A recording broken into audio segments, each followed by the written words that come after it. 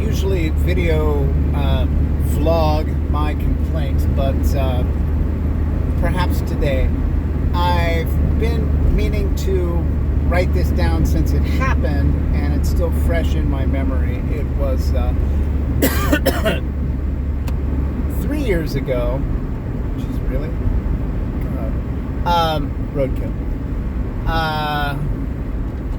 2000, well, yeah, no, I don't, IDFK, no, it's 2019, because Josh and Head Camera. I took my person, who do I want to say?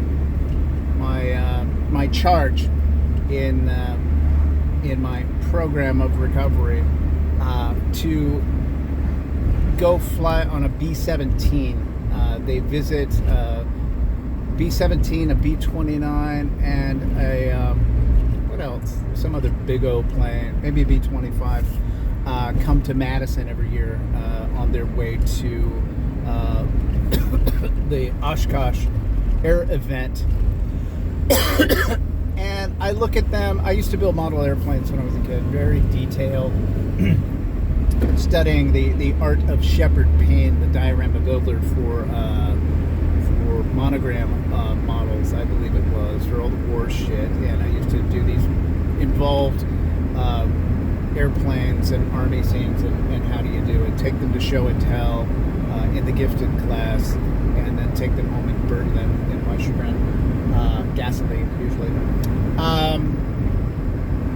Anyway, I've seen these planes around town all the time. I'd never ask anybody to go. It would just be the nerdiest date in the world, and it was not a date, but I offered to my friend, who was drummed out of the Air Force, that they might like to do this with me. And I had a good paycheck at the time. It said it's my present to us to be able to go up and do this. And we had a really nice time. We went to Daney County Airport, Truax Field, hung around, waited for the bomber on the tarmac, flew with a bunch of people. One really nice privilege out of it was to be able to take a guy's picture at the door gunner's position that his dad used to man back in World War II. And as we flew over Lake Mendota and over and back into town, University Avenue, we flew over the university, and you're seeing the depth of the water and the people out. It's just a beautiful day. I'm thinking that it's so ironic that, you know, one of these Tin Lizzies is still, mendable and flyable, and it takes people up on tourist things, whether it's veterans or children or whatever, and it's utterly fascinating. And I'm thinking the whole time that, you know, that these were manned at the time by people who put down their pitchforks in their cornfield, put them in a shed, hopefully, to keep them out of the weather. I mean, you got to be responsible. And went to fight the Nazis for the war effort for the country, because that was patriotism, and that's what you did. You had the privilege of being born here, and there wasn't conscription in World War II. You volunteered and went. And lots of them, lots and lots and lots, didn't come home.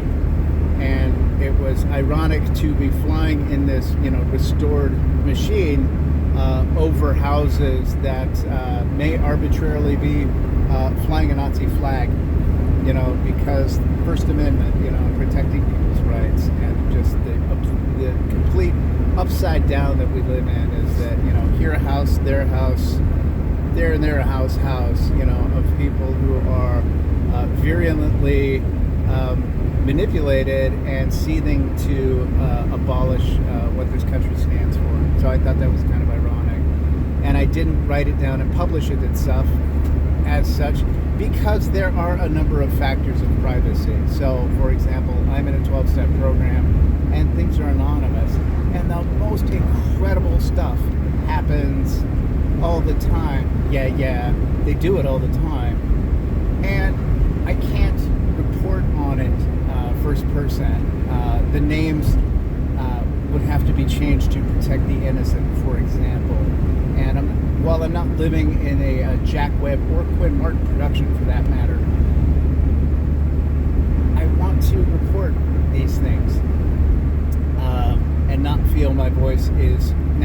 squelched by anonymity. So I'll give my version of things in the future if it looks good, and just my version of the events, and keep everybody else kind of out of it. Although the name dropping, which I'll have it scribed somewhere, the name dropping I could do, which I've never, all the way back to when Anthony Bourdain's Kitchen Confidential really took hold and had everything going on. It was naming names and taking inventories and all the things that I've never felt comfortable with, though I have, and you know that. So we'll talk soon.